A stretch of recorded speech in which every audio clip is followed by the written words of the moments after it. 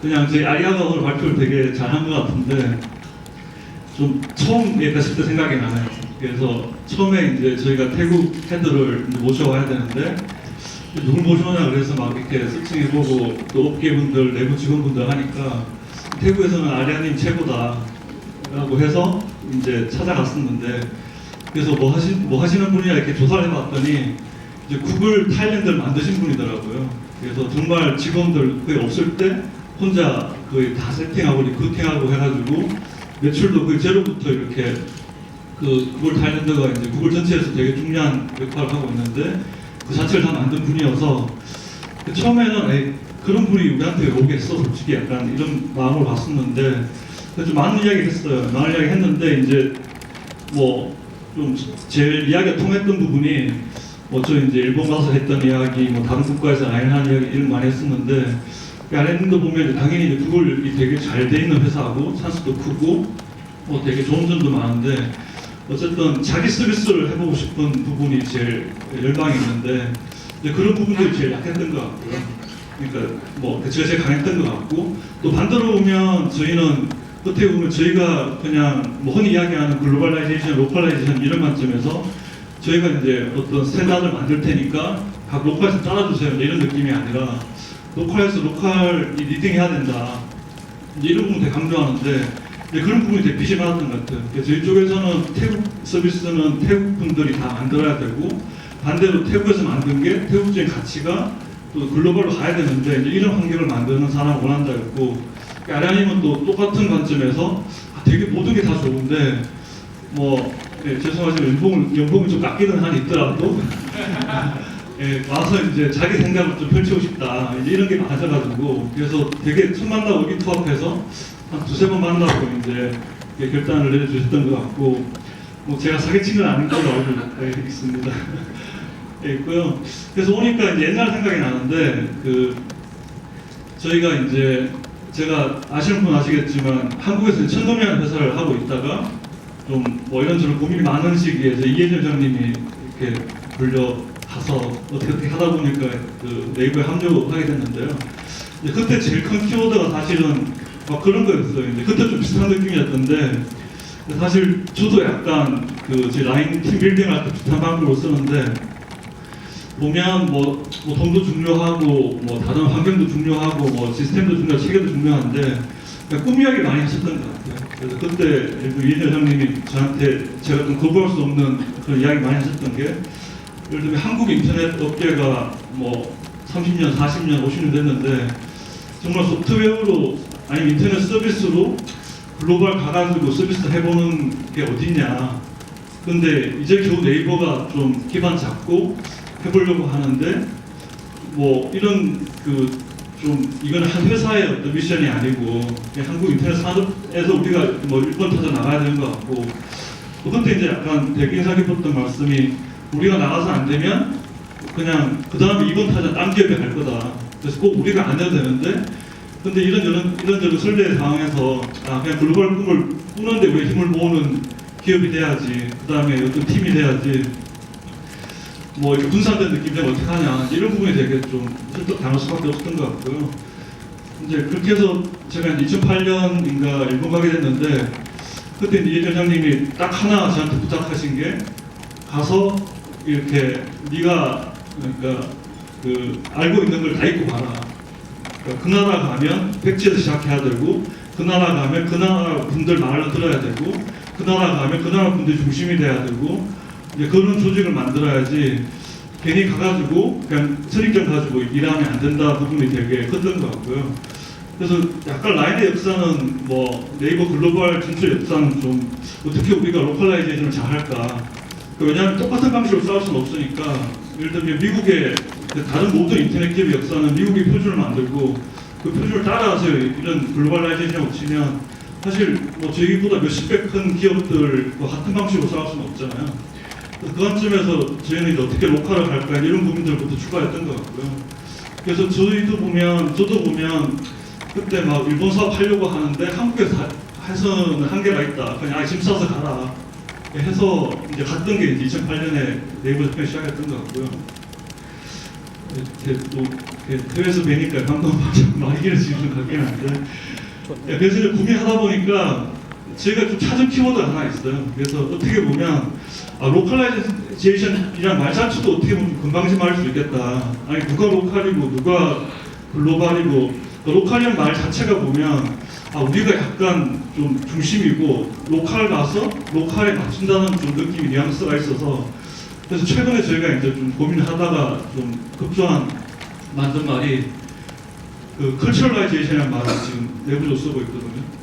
그러니까 제 발음이 안 들어서 네, 컬처럴라이제이션인데 그래서 그 로컬이란 말은 그냥 중앙이 있고 로컬이 이런 뜻이잖아요. 중앙이 있고 지방이나 이런 뉘앙스가 솔직히 좀 있는데 컬처럴라이제이션은 저희 내부 용의 의미는 문화라는 뜻이거든요. 문화화시키고 그 서비스에 이제 문화에 맞춰야 된다는 이야기인데 그 이야기 무슨 말인가 하면 그냥 모든 문화는 평등한 것 같아요.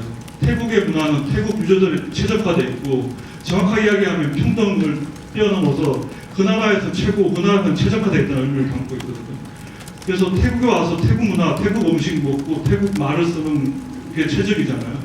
그러면 저희가 태국에서 서비스할 때는 태국 문화가 뭐냐, 문화 관점에서 봐야 되는 것 같고요. 로컬이 어떻다를 뛰어넘어서 그냥 이 사람들은 이 서비스를 할 때 이 문화 레벨까지 들어왔구나까지가 해야 되는 것 같고요. 그런 관점에서 우리는 그 라인 같은 경우는 뭐 여러 시행착오를 통해서 요즘 고민하는 게 컬처라이제이션 어떻게 할 거냐. 그러니까 우리가 과연 컬처라이제이션 하기 위해서는 어떤 걸 해야 되냐 이런 고민들을 많이 하고 있고요. 두서도 말씀드리니까 마지막으로 하나 이제 한국과 또 라인과 좀 태국 인연을 좀 말씀드리면 저희가 이제 그 라인맨 같은 경우도 보면 그냥 이제 내부적으로 이제 고민할 때 아니 우리 태국 직원들 좀 다 스마트하고 탤런트 많으니까 태국에서 저희가 이제 다 뉴스 한계가 있잖아요. 그래서 다 밀어줄 테니까 그냥 태국에서 제일 잘 된 것 같은 거 하나만 빨리 생각해봐. 날이 와가지고 왔으니까 빨리 생각해봐 이래가지고 제가 또 이제 되게 빨리 하니까 한 일주일 정도 고민하더니 제안한 게 라인맨이었거든요. 그래서 처음에 저는 이제 반대했어요. 아니 이게 심부름센터 같은 건데 도대체 이걸 왜 쓰며 누가 하면 이렇게 했는데 저희 태국 현지 직원들한테 물어보니까 모든 직원들이 뭐 한 달에 한 번 이상 쓰는 패턴이 되게 많았더라고요. 그래서 이런 것들이 이제 약간 녹화수 시작인 것 같고요.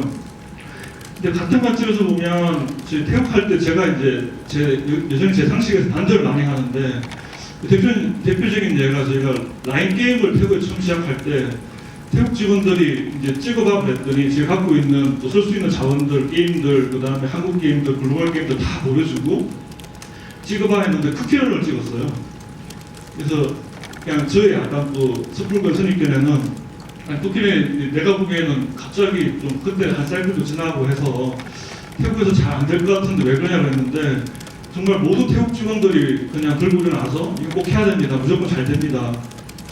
그래서 저는 잘 모르겠는데 이거 되게 한국적인 것 같기도 하고 근데 왜 태국에 잘 될까 이해가 솔직히 안 된다 했는데 그래서 너무 모든 직원들이 이야기하니까 그래서 그 쿠키런 회사 찾아뵙고 태국에서 꼭 또 이런 분들 실제화해야 된다 그래서 태국 버전을 따로 만들어서 쿠키런을 냈었는데요. 그래서 한국에서 애니팡이 한국 게임 지평을 좀 바꿨잖아요. 똑같은 그 이상으로 태국 게임에서 보면 쿠키런이 되게 그 매출 자체도 시장을 키웠고 그래서 굉장히 큰 역할을 했던 것 같고요. 그래서 그게 또 어떻게 보면 아까 한국 기업이랑 또 태국이랑 또 쿠키런이 또 그대로 가져오지 않고 또 저희 태국 라인 직원들이 꽤 많은 부분을 이제 태국 문화에 맞게 캐릭터도 바꾸고 이런 부분들을 많이 부탁드렸었고 그때 쿠키런 개발사에서 다 좀 해주셨던 것 같고요. 두 번째 또 라인 게임 관점에서 보면 또 그 다음 무슨 게임 할까 봤더니 모두의 마블을 또 찍어서 왔어요. 현지 제 직원들이. 그래서 왜 그랬더니 그 모두의 마블이 PC 버전부터 태국에서 잘 돼가지고 기존 사용자들이 있고 그래서 모두의 마블이 태국화만 잘 시켜주면 잘 될 것 같다. 이렇게 해서 이제 그 다음 타자로 또 모두의 마블 태국에 굉장히 잘 됐고요. 지금도 잘 되고 있고요. 그래서 그런 부분들이 또 어떤 한국 기업들이 되게 태국에서 잘 맞고 잘할 수 있고 또 저희 라인과 라인 직원들, 현지 직원들이 했던 부분들인 것 같습니다. 예, 그래서 반가운 마음에 와서 두서없이 말씀드렸고요. 예, 오늘은 제가 좀 공식적으로 말씀드린 자리는 아니지만 또 아까 얘기했던 대로 했으니까 두세 개 정도 질문 혹시 있으시면 받도록 하겠습니다. 예, 제일 먼저 들으신 분이 그 아웃스탠딩 최준호 기자님. 네, 질문 기회 감사합니다. 아웃스탠딩 최준호라고 합니다. 오늘 저희 라인이 태국에서 잘 된다는 이야기 들었는데 이전까지 제 머릿속에는 일본 다음에 대만이었거든요. 근데 보도자료에서도 두 번째 전략 지역이라고 명시를 하셨더라고요. 대만이 이제 좀 안 되는 건지 왜 그 대만에서 태국으로 이렇게 좀 우선순위가 왜 바뀌신 건지, 그리고 또 대만이 또 동남아시아에서 그렇게 태국이 그렇게 인구가 많은 지역은 아니잖아요. 그럼에도 불구하고 뭐 인도네시아라는 다른 기업 대신에 태국을 전략 지역으로 찍어서 이렇게 구성하신 이유가 있는지 좀 답변 좀 부탁드리겠습니다. 예, 뭐 좀 라인하기는 저희 라인이 그러니까 어쨌든 아까 커셜라이션 해야 되고 뭐 그다음에 의사결정할 때 되게 현지 뭐 분위기 잘 해야 되는데, 그래서 반대로 보면 이제 우선순위 정하는 게 사실 쉬운 문제는 아니고요. 근데 이제 왜냐하면 그냥 다 모든 나라 급하기도 하고 개발 뭐 디자인 리소스가 항상 무한대는 아니니까 그게 잘 정해야 되는데, 그래서 저희 그냥 내부 기준으로 되게 숫자 많이 보고요, 그런 관점에서는.